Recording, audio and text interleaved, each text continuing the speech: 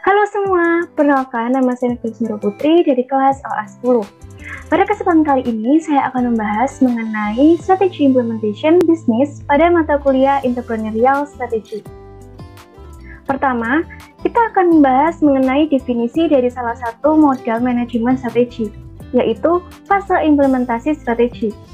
Di mana implementasi strategi adalah tahapan manajemen strategis yang mengikutsertakan pemakaian kemampuan manajerial, administratif, dan persuasif untuk menerjemahkan alternatif yang dipilih menjadi sebuah tindakan jangka panjang yang efektif dan efisien.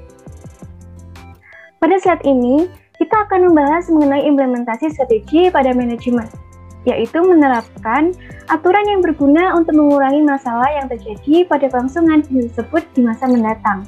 Kedua, ada operasional, yaitu melakukan pemeriksaan sekaligus membuat rancangan operasional dari bisnis untuk bisa berjalan secara baik.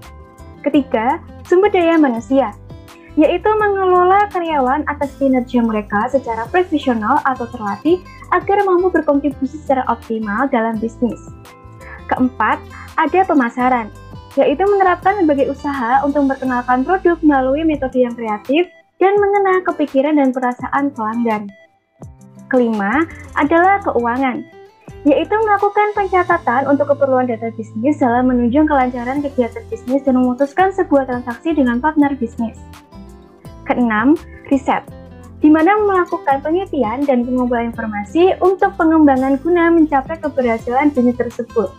Dan ketujuh, ada sistem informasi manajemen, yaitu secara otomatis mampu memecahkan masalah bisnis dan menyajikan hasil analisis terhadap informasi lainnya. Selanjutnya ada implementasi strategi pada bagian establish structures, yaitu dengan membangun sekaligus menerapkan struktur organisasi bisnis untuk menjaga kelancaran aktivitas bisnis, di mana nantinya akan terbagi peran dan tanggung jawab masing-masing.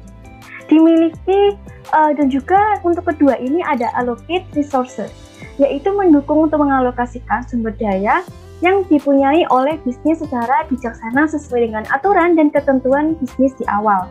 Ketiga, ada motivate dan reward, yaitu memberikan dukungan dan apresiasi secara melalui verbal dan juga non-verbal, di mana verbal bisa memberikan pujian atau kalimat positif yang membangun dan juga untuk non-verbal sendiri seperti memberi tepuk tangan dan juga berjabat tangan atau bahkan bisa melalui memberikan sebuah hadiah untuk bisa meningkatkan etos kerja dari karyawan tersebut.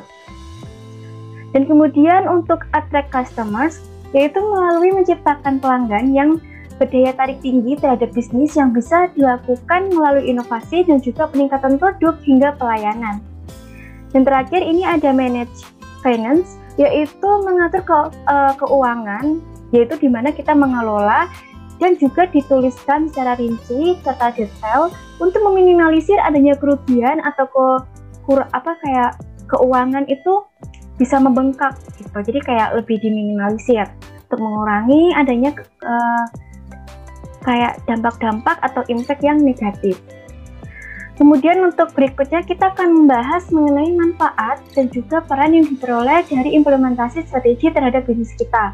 Yaitu ada pertama, mampu untuk meningkatkan kemampuan bisnis dalam menghadapi tantangan dunia seperti bertahan dari adanya kompetitor. Kedua, mampu untuk mendukung menghasilkan keputusan terbaik guna meminimalisir hambatan. Ketiga, yaitu merangsang optimalnya keberlangsungan aktivitas bisnis menjadi lebih terarah. Keempat, mengembangkan kemampuan untuk beradaptasi pada situasi atau kondisi yang bersifat dinamis.